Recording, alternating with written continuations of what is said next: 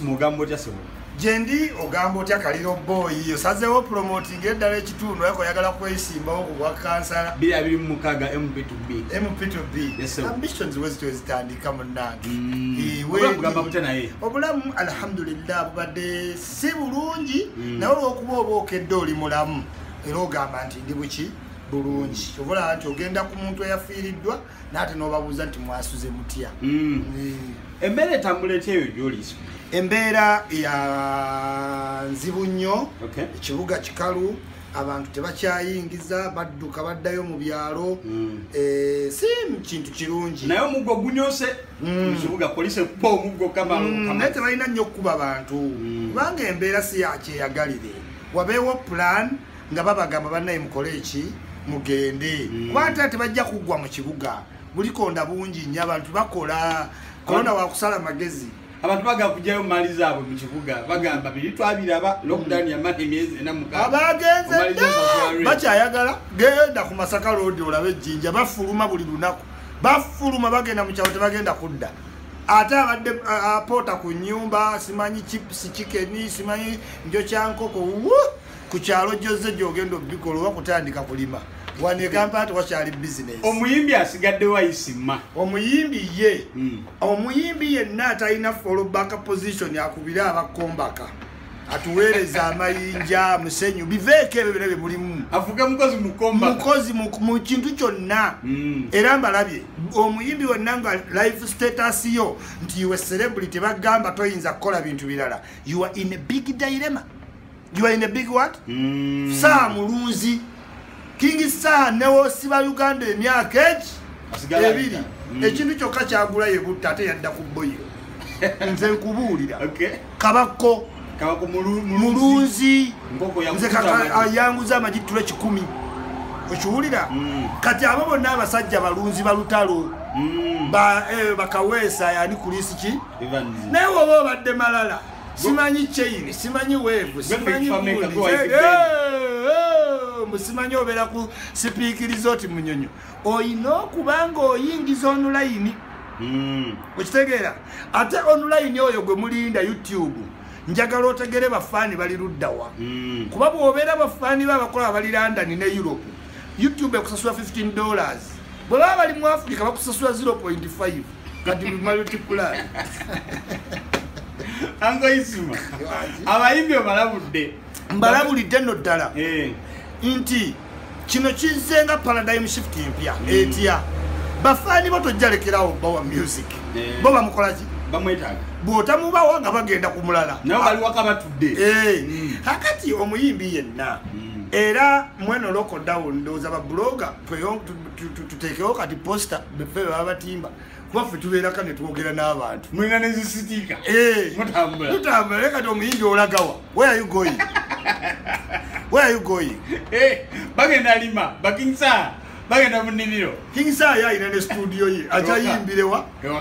kati kiri kikuyigirize urban artist social media ki artist omanyi waliwo ba artist ba mirundi 3 waliwo ba raw artist nga talent King Sir ayimba Chameleon Bebe Cool Juliana Irene Namubiru abo bawulira lutalo teyetaga interview ku NBS all the time ne waliwo abayimbi betuyita social media artist fiki nyenze ku interview eno nyenze ku interview eri otambulira awo wave lounge sky lounge good okitegeera birthday party undi atuyise awo oli mu buzibu mwenna bayanga artist waliwo abagenda Mr. Chala basimanyi abayimbi ennaku zino kati bazze mu kufunya migongo ako kasuku yatugambye babeere munyonyawo era abayimbi era bafunya mugongo kuva dda tomanyi obuyimbi obuyimbi omusajja atambulirako amaanyi g'ekiwato basitula ekifuba n'atambula kasirivulesi yenna n'ateeka muli enjegerawo bapalaso bamanya ebifuba ebyo byonna ebifuba byakwemaketingira abakazi bano baki abatuuse emyaka 4 naye nga baagalamu abavubuka abato be balina sente era abavubuka abayimbi bagenda kujjumbira nnyo loogi zigenda kujjuza yabazigadde omukulembeze teyazigadde yabadde chance beyagale anti naye abeera nnyo mu loogi Museveni abeera mu loogi nkutidde tokimanyi Museveni state lodge lodge ekitegeera Museveni State Lodge Nakasero State Lodge Mpoma State ki katayinza kuggala kintu kye bayita lodge Museveni nga gyasiiba gyabeerera ddala okitegedde naye bayimbi bo babeerayo okufunya migongo kufuna abakyala balinamu ku ssente n'abakyala bali ku kimu buli celebrity kyaliko ekyo omuyimbi abakyala ayina kgenda eri bafanizi abayina ssente ate baba tebakuyise kuyimba abasajja afunya mugongo abakazi kunyeenya kiwatu yeyo bizinesi gyebayinawo kati abayimbi Uganda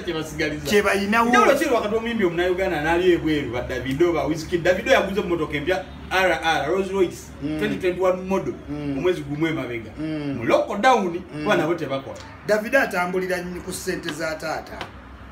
batata baba bagavana babadadda mu oil bakwano baba Dangote ate Nigeria competinga eyagala nnyo bera number 1 mu Africa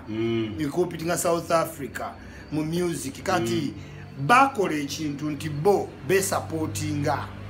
okitegeera ababbi be Nigeria ba politician abateeka mu entertainment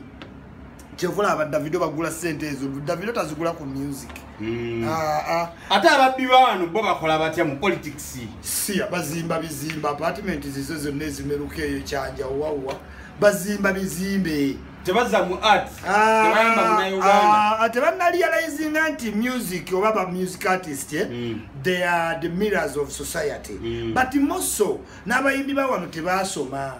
tategeera muntu amugenda muteeka mu ssente kyokola batebalinayo omugagga ayinza muteeka mu miliyoni 5 why tebalina discipline abagagga baliwaabo weebali wano senga abantu baba negundi bagaluga baani abagagga weebali bakirumira okitegeera bagagga kwagalana bantu weebali ku ssente omuyimbi ze yeetaaga kuba teyeetaaga zizimba kizimbe naye trust